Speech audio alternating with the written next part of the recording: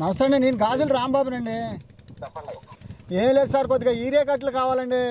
రాలేదండి. ఏంటండి ఇప్పుడు కనీసం 4-5 చల్లీలు మట్టి చేశాను, రాలేదు ఇదిగో రేపు వస్తాయి ఇవాళ వస్తాయి అంటారు సార్. ఏం చేయమంటారు నన్ను? ఏం చేయమంటారండి సొసైటీగా మన కాదు, ఇప్పుడు నన్ను ఏం చేయమంటారు చూస్తే ఇప్పుడు నేను చేస్తా. ఇప్పుడు నేను ఏమన్నా ఏవో గారికి ఆర్డర్ పెట్టుకున్నాను, రానప్పుడు రాలేదని చెప్పకపోతే వచ్చిందని చెప్తానా? నీకేమన్నా ఎప్పుడు వస్తాయి అంటారా? తెలీదు నాకు, తెలిస్తే నేను చెప్తాకే ఉంది. ఇప్పుడు పెట్టాం ఆర్డర్ రావాలంటున్నారు, మాకు మధ్యలో నేను వ్యాపారం చేయలేదుగా. ముందు ఏ రోజున వచ్చి నువ్వు ఇంత ముందు నా 5 ఏళ్ళు ఎప్పుడు అడిగావా? కాదు సార్, అప్పుడు అవసరం లేదు కదా మనకి, ఇప్పుడు అవసరం కాబట్టి అడుగుతున్నారు, అంతేనా? వాస్తవం అంతేనా అనుకోండి. కాకపోతే ఏంటంటే మరి నేనేం చేయను, ఇప్పుడు రావాలి కదా నాకు. ఇప్పుడు ఇదివరకంటే బిజినెస్ లేదు, మనం చేయలే. ఇప్పుడు ఏమన్నా వాళ్ళు ఏమన్నా టైట్ అయింది, అన్ని చోట్లకు రావట్లా.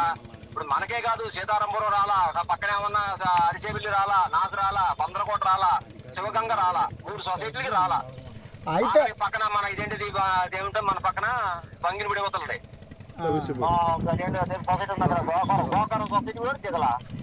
అయితే ఏమంటున్నారు కాదుగా, నాకు ఒక్కడికే రాకపోతే అదిగో మీరు ఒక్కళ్ళే రావట్లేదని చెప్పి నువ్వు అడిగినా నేను చేయగలుగుతా.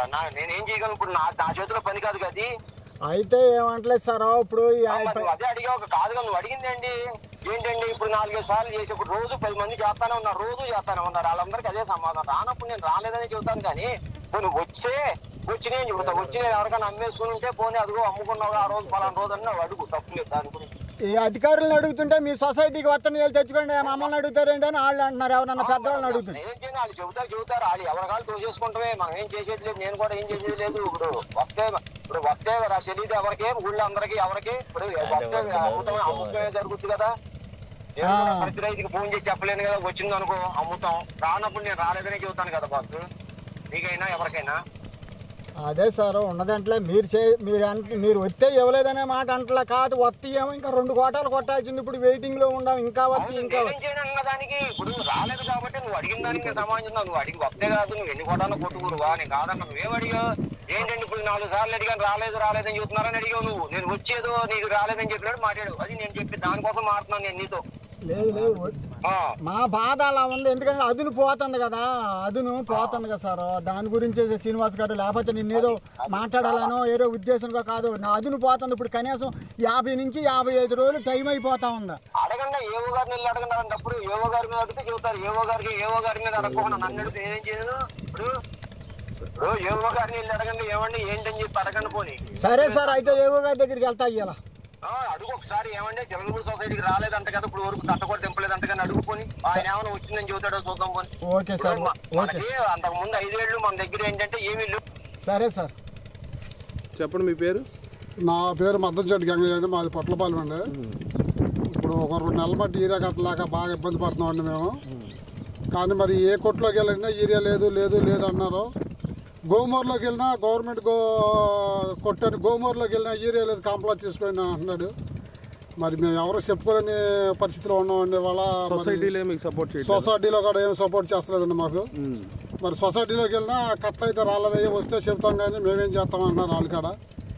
మరి ఇట్లా రైతులు బాగా ఇబ్బంది పడి. పెడ నియోజకవర్గంలో బాగానే దొరుకుతుందంటే మచిలీపట్నంలో ఏమొచ్చింది? మచిలీపట్నంలో మరి దొరుకుతలేదు అంటారండి, పక్కన పెడల్లోనే దొరుకుతాయి అంటున్నారు. మరి మాకేమో దొరుకుతలేదండి. మరి ఇక్కడేమో దింపుతలేదండి కట్టలో. మరి చాలా ఇబ్బంది పడుతున్నాం రైతులు మాత్రం. ఈ యూరియా కొట్టపోతే జరిగే ప్రమాదం ఏంటి? యూరియా కట్టపోతే ఆ చేను మొగ్గు ఉండదండి, అసలు మొగ్గు రాదు, చేను రేడింపు రాదండి, ఉండకుంటే దిగజారిపోద్దండి. ఇంకా వేరే ప్రత్యామ్నాయ మార్గాలు లేవండి. అసలు ముఖ్యం యూరియానండి చేనుకి. మరి దానికోసం వెళ్తుంటే ఎవరో ముందు అనేది లేదు, యూరియా అనేది లేదు. వచ్చిందా చెప్తా ఉన్నారు. బయట బ్లాక్లో అడిగితేనే 350 అట్లా అంటున్నారండి. ఎక్కడ ఒక కట్ట అరకట్ట. మాదేమో కొద్దిగా ఎక్కువ వ్యవసాయం బట్టి మరి మాకేమో యూరియా లేక బాగా బాధపడుతున్నామండి. ఏం చేయాలి తక్షణ ప్రభుత్వం మరి రైతులు వెంటనే స్పందించి యూరియా అనేది మాకు తొందరగా ఇవ్వాల్సినట్లు కోరుతున్నాం. అది. నా పేరు వెంకటస్వామి అండి, చిలంగుర్తి పొట్లపాలెం వెంకటస్వామి అండి. కొద్దిగా కౌలు పొలం అండి, నేను చేసేది సొంతం ఏం లేదు నాకు. ఆ కౌలు పొలం వేసి ఇప్పుడు 2 రోజులు 50 రోజులు అయిపోయిందండి. ఇంతవరకు రామానికి ఇప్పుడు మందు వేయలేదు. ఉన్న వాళ్ళకి ఏమో ఏదన్నా ఇంక్వైరీ మీద లేదా రికమెండేషన్ మీద తెచ్చుకున్నారని మాలాంటి వాళ్ళకి అసలు మా మొహం చూస్తలేదండి. మరి మాకు యూరియా అనేది మాకు సప్లై చేస్తే మీ దయండి కదా, మాకు వ్యవసాయం అనేది కదా అంత నిలబడదండి. లేకపోతే ఇంకో 10 రోజులు కడిగిపోతే మాకు అసలు వ్యవసాయం వదిలిపెట్టేసుకోవాలి సార్. అది మా పరిస్థితి. సార్ మాది పొట్లపాలెం అండి. మాది పొట్లపాలెం అండి, బందర్ మండలం. నేను సన్నకారు రైతునండి. అయితే ఈ ఏడు మాత్రం ఇప్పుడు అసలే ఫస్ట్ వేసామండి, ఎండలతో చేను చచ్చిపోయి ఒక 15 రోజులు 20 రోజులు వాటర్ ప్రాబ్లం వచ్చి వానలు లేక చేను చచ్చిపోయింది. చేను చచ్చిపోయిన తర్వాత దేవుడు కరుణించాడు, కాలువ కూడా వచ్చిందండి. వచ్చిన తర్వాత కాలువ వచ్చిన తర్వాత ఫస్ట్ కోట కొట్టేది యూరియా సార్. ఆ యూరియా కొట్టుకుందామంటే ఆ యూరియా కూడా తక్షణం దొరకలేదు సార్. ఆ కోట దొరకలేదు అని చెప్పి మళ్ళీ ఇప్పుడు కనీసం 50 నుంచి 55 రోజులు పాటేసిన తర్వాత మళ్ళీ యూరియా కూడా దొరుకుతలేదండి.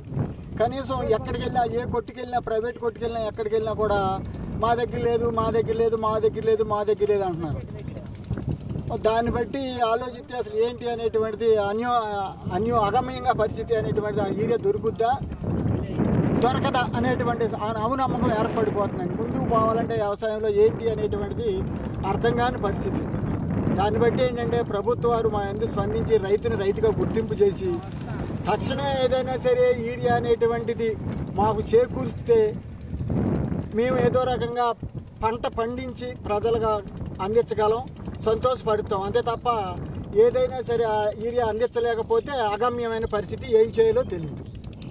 సో మరి ఇప్పుడు యూరియా లేకపోవడం వల్ల దిగుబడిలో ఏమన్నా యూరియా అనేటువంటిది లేకపోతే కాంప్లెక్స్ ముందు ఎంత కొట్టినా కొస పుట్టదో, చేను ఎదుగుదల ఉండదో ఇది మొత్తానికి తెలుసండి. డిమానిస్టర్లకు తెలుసు, అగ్రికల్చర్ ఆఫీసర్లకు తెలుసు, రైతుకు తెలుసు, ప్రతి రైతుకి తెలుసండి. యూరియా అనేటువంటిది వ్యవసాయానికి ప్రాముఖ్యత.